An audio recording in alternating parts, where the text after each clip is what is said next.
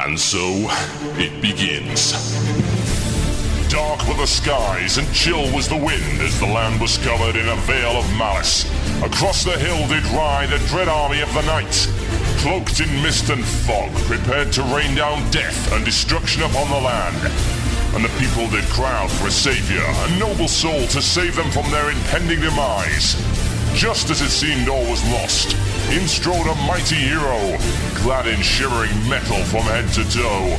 Wielding a terrible broadsword, he did cleave his foes in two, smashing their ranks asunder with righteous fury. And when the day was done and the enemy strewn across the fields in pieces, the people did turn to the warrior and say, "We shall name this day in your honor. Speak unto us your wisdom." The warrior said one word that day: epic.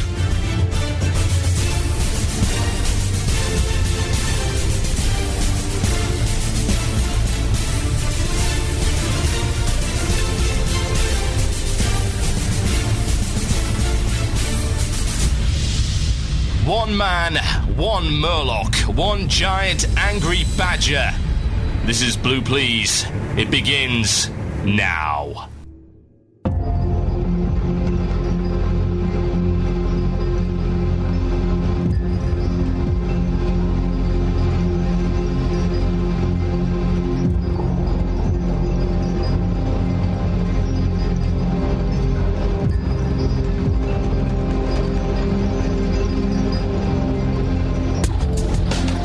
Yes, indeed, folks. Welcome to Blue Please here on CynicalBrit.com. With myself, Total Biscuit. The date today is the 29th of October, 2010. It is 1 minute past 8 in the British Isles. It is 1 minute past 9 in Central European summertime. It is 1 minute past 3 on the east coast of the United States. 1 minute past 12 on the west coast of the United States. And if you live anywhere else, then you don't really exist. It's true. If you didn't realise that already, then I think that's something you need to start coming to terms with right away, because honestly, you're never going to be able to move on with your life otherwise. Yes, indeed. Welcome to the show. What a show I have for you today.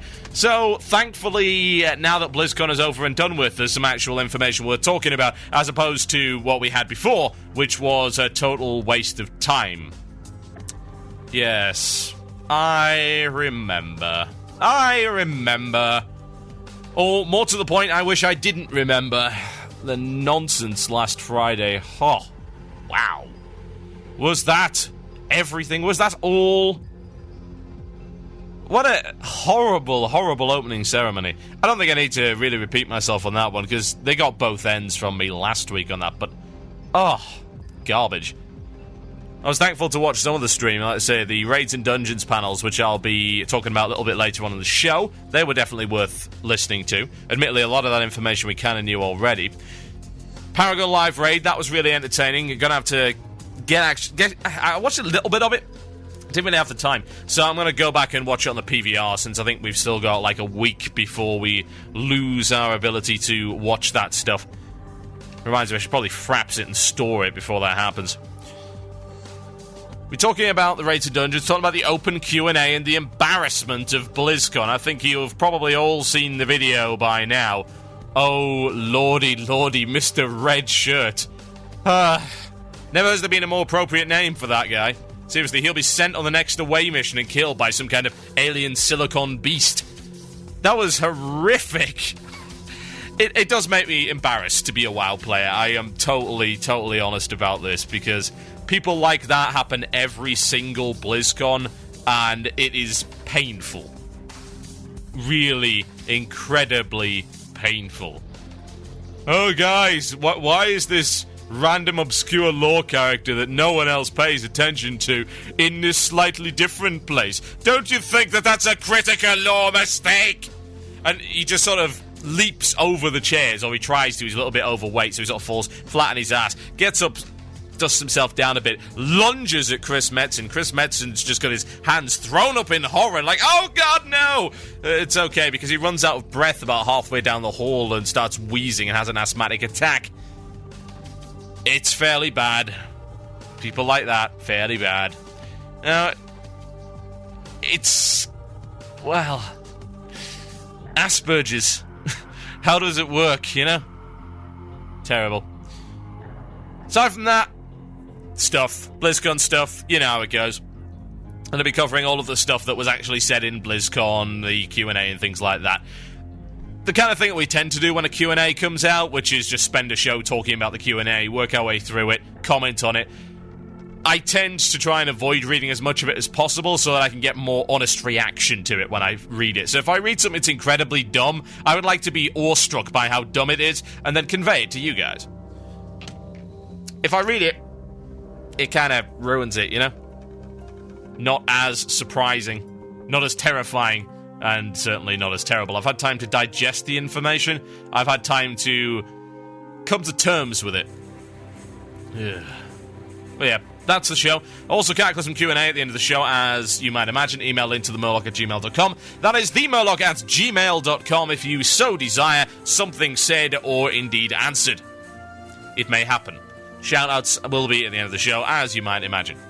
Right, okay, updates. News for this week. On Monday the 1st, I am going into hospital for surgery, so I will not be around. Oh, I've got to stay in the hospital the entire goddamn evening. Ugh. I'm going to surgery about 8 o'clock in the morning, and I'm not allowed out until Tuesday morning, which is going to be a total pain in the ass. Seriously, I have no desire to be there, but has to be done. My nose needs fixing. You've probably heard about it before. You've heard the results of it on some shows where I've been unable to properly breathe. The inside of my nose is being removed. However, I have to stay in for observation because otherwise I may bleed to death, which would kind of suck. We shall see. That should make the commentary a lot better, but I may be out of action for a few days. Obviously, I'll try and do videos as quickly as I can once I'm out of hospital, but I don't know how long I'll have to sort of have my nose packed with this stuff that stops me from dying. We'll see. Hopefully not too long. But whatever the case, if I still have problems by Friday, I will let you know, but video production will be significantly reduced over the course of the start of next week. So there you go. That is why. Aside from that, I don't think there's anything that really needs covering. People keep asking about the return of Shoutcraft. That's going to be soon. TM. Tomorrow I'm supposed to be getting a new computer. Now, that new computer is fairly powerful. By fairly powerful, I mean it has an i7-980X in it, 12 gigabytes of 2000 megahertz DDR3 RAM, and 3 NVIDIA GTX 480s. Also 6 terabyte RAID and some SSDs. I am told that that might be enough to play WoW with. We'll see. We will see. Okay. If that actually is, you know, if it works and it does its job, then Shoutcraft will return next week. And what I'll be able to do is broadcast and also Fraps at the same time, because that machine is quite silly. It has not 1, not 2, not 3, not 4, not 5, but 6 cores! And 12 when you count the hyper-threading. It is delicious! Yeah. That might work. That might work. Oh, do I have the power supply? Yeah, it's 1200 watt. I'm fairly sure it should do the job. Okay. Ladies and gents, children of all ages, without further ado, it's time for this. That sounds like it's mail time. Here's the mail. It never fails. It makes me want to wag my tail. When it comes, I want to wail. Yes, indeed, folks, that is the mail time. That would be the time where we read the mail, as you might imagine. So what do we have? We have a few things. Had a couple of emails in that I actually would like to read. A lot that I don't want to read, and have no interest in reading, because they're garbage. I like to say, well, I appreciate it when you email, but when you email in stupid things about... Oh, I had this horrible email. I don't tend to name and shame when I get stuff like this, because it's obviously from kids, but some guy was saying, oh, I'm doing bad at school, does that make me stupid? People keep saying I'm stupid because I do really bad at school, and like half of this thing is misspelled. It's goddamn horrible. Oh dear. Right. Let's have a look, shall we? Email comes in from Australia, from an Aussie digger. He says, "G'day, Total Biscuit. I am an Australian trooper with the 1st Armoured Regiment. and listen to your show whenever I have some free time on the Barbie. Sorry, my Australian's pretty bad. Mostly because of the time differences, but I've listened to one live show. You're a pretty funny and intelligent guy. Her. But here's my question. Posting as much intelligence a year 10 dropout that went to the army can conjure forth. What would you do to improve pugs? I know you hate them and believe they're fundamentally broken and evil. Being a vanilla player, farming the hell out of MC and Raggy to gear up my guild, I do hate the new era of super easy content, in which I actually found myself sleeping through many heroics in Wrath of the Lich King. See, although I hate the new super easy content, I think the idea of pugs is, well, a pretty good one, and I know you'll hear out my argument for pumping my body full of cynical death bullets. Well, maybe. However, here's my reasoning. Remember in the vanilla how it was really hard to find groups for things? Look, took forever. No, I don't, because I was in a guild. There's a wonderful way to bypass all of this stuff. It's called being in a guild. Oh no, there are no pugs. It's really hard to find. Oh, I'm in a guild. Oh yeah, problem solved. I'm in a guild. So, guys, we can't find it. Oh, I'm in a guild. Oh, yeah, problem solved. That's the thing, isn't it? I don't remember LFG and LFM in capital cities. Why would I?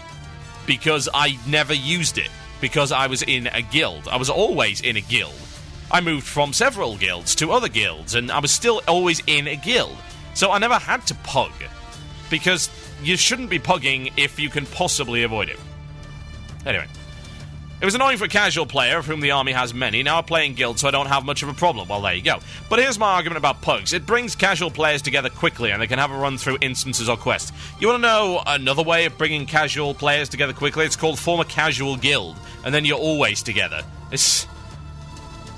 Here's the thing, guys, really, and this is something you have to understand. And, you know, I know this guy's got a valid point in that there are some people that do have problems getting into regular stuff, but bear in mind that a guild is the most malleable and flexible and indeed vague concept imaginable. And a guild is a simple in-game system. Yeah, and that in-game system is, it puts you in a list and it gives you access to a shared chat room. That's what a guild is right now. You get a little name under your, well, name, and you get another tabard. That's what a guild is. That's all it is. And anything else that a guild becomes, and the guild that you are in, and what exactly it does, and what its particular ideas are, and its modus operandi, and its particular principles, and indeed its format, are entirely up to you. Which is why there are guilds for literally everything. There are hundreds of thousands of guilds. And if there isn't one to your taste, you can make one. And that's the whole thing about, you know, the guys going on and saying, oh, well, I'm in a guild with my friends now. Well, yeah, that's the point, isn't it? It's so very, very easy to do that. It takes virtually no effort. And, of course, now you're going to be encouraged to be in a guild anyway. I don't see the problem with that, really. Now, if you're not in a reasonably sized guild, say it's just you and your friends, then you being in a guild, at least up until the start of Cataclysm, gave you absolutely no benefit at all. It's easy enough to coordinate with your friends and things like that. But the point of a guild is that you have ready access to a pool of players who are more inclined to group and help you. You know? You've got people that you will hopefully make friends with, or at least will get along with, to the point where they will actually go out of their way to assist you. You know, I used to do this, and a lot of other guild members used to do this. We didn't need anything from groups, but we'd go and do it anyways. Like TBC Heroics, for instance. We were running people through those. Why? Because they were in the guild. And actually playing with people makes otherwise mundane content a little bit more interesting.